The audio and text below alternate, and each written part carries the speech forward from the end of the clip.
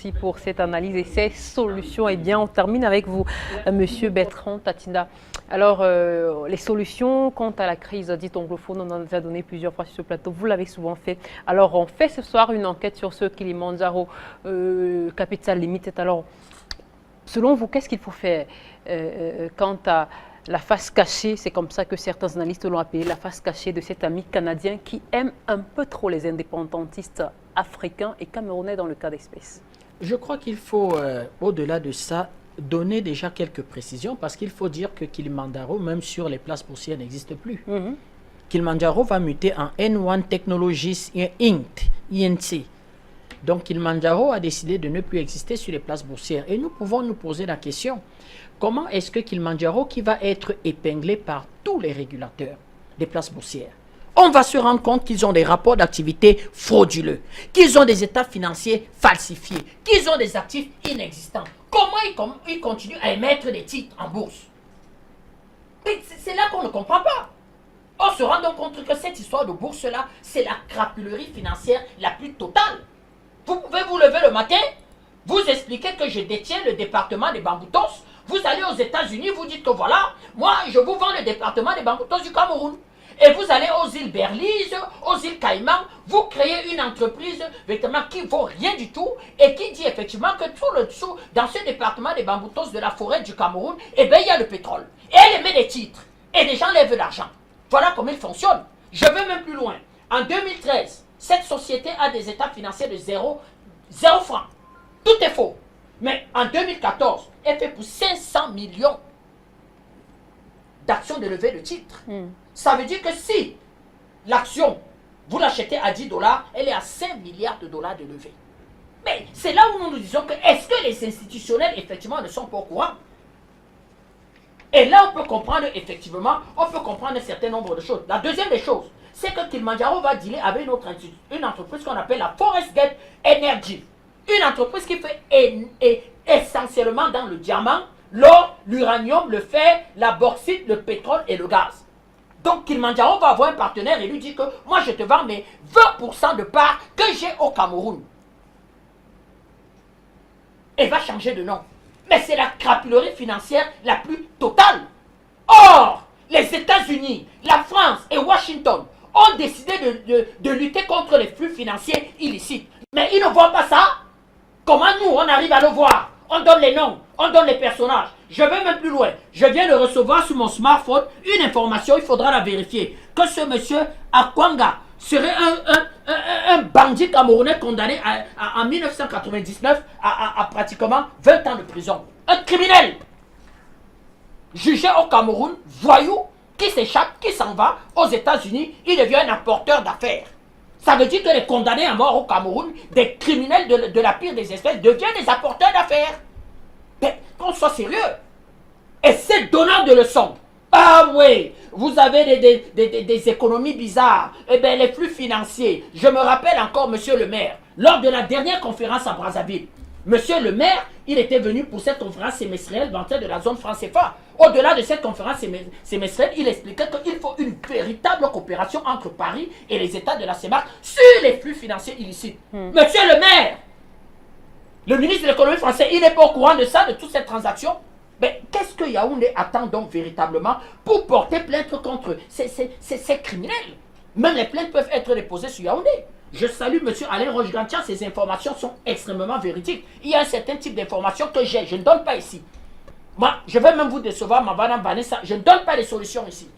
Il faut adresser les solutions à qui de droit. Et ces solutions-là, nous les avons.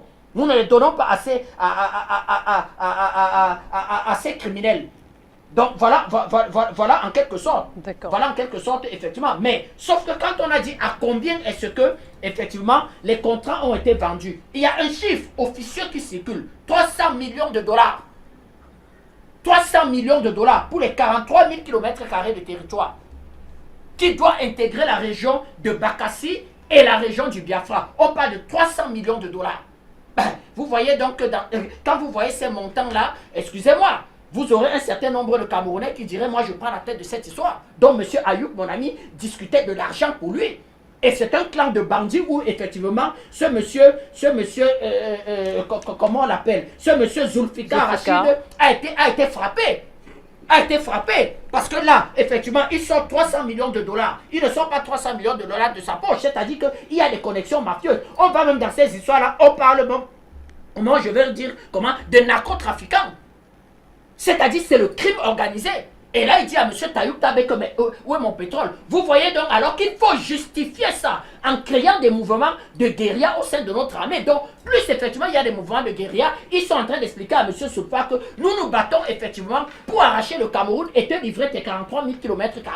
Donc, au fur et à mesure que cette histoire-là va aller à Monsieur Zulfikar Rachid va demander effectivement des comptes sur ces 300 millions de dollars et ces 43 000 km² de territoire, vous aurez des actions spectaculaires ici pour égorger les militaires parce que le justificatif en égorgeant un militaire, il justifie en quelque sorte un deal de contrat. Ah ben, vous voyez un peu comment cela se passe. Mais il ne faut pas effrayer les Camerounais. Aucun mouvement sécessionniste n'a pu vaincre dans ces conditions. Ils seront écrasés. Je vous explique que c'est 2 divisions militaires en Angola qui vont mettre fin à ça. D'ailleurs, vous avez des officiers militaires qui estiment que le président de la République est un peu frileux parce qu'ils n'ont pas un ordre direct véritablement de pacifier la zone. Et je comprends le chef de l'État. Parce que vous avez des gens qui sont le jour, qui sont cultivateurs, coiffeurs, cordonniers. La nuit, ils défilent dans les images que vous avez vues là. Il est très difficile. Vous avez des familles où le cousin va à l'école, l'oncle est commerçant et le petit-neveu est ambazonier. On ne peut pas les livrer. Donc c'est une guerre au-delà d'être asymétrique. Ce sont des gens qui sont à la limite parmi nous. Il vient doit aller acheter 4 sacs de riz pour aller alimenter, pour amener ces sacs de riz en forêt. Donc, véritablement, donner l'assaut et donner des ordres clairs à l'armée de pacifier, il y aura un certain nombre de bavures.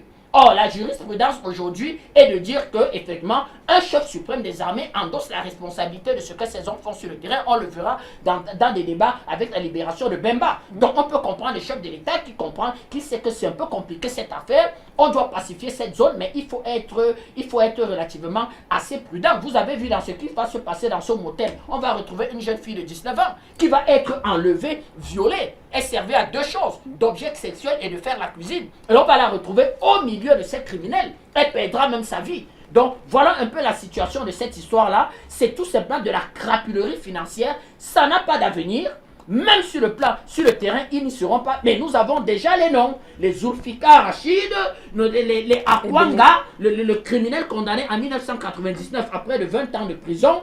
Vous avez des sociétés, les Forest Gate Energy, ces sociétés qui viennent reprendre en quelque sorte des sociétés énergétiques. Les N1 Technology Inc., qui est une autre forme en quelque sorte de Kilimanjaro. Donc voilà en quelque sorte la nébuleuse qui se met en place pour cette histoire-là. Donc les solutions, c'est de demander à nos services secrets d'être extrêmement vigilants. Je crois que les solutions de M. Awana sont de très bonnes solutions. Nous en avons d'autres. Nous préférons rester relativement prudents là-dessus parce qu'ils sont à l'écoute. Enfin, eh bien, le CNC portera la responsabilité dans les mois et les semaines qui vont venir, également d'un soulèvement populaire, parce que nous avons en quelque sorte les ondes de ces radios-là qui inondent une certaine partie du nord-ouest et du sud-ouest. Certains les ont à Douala.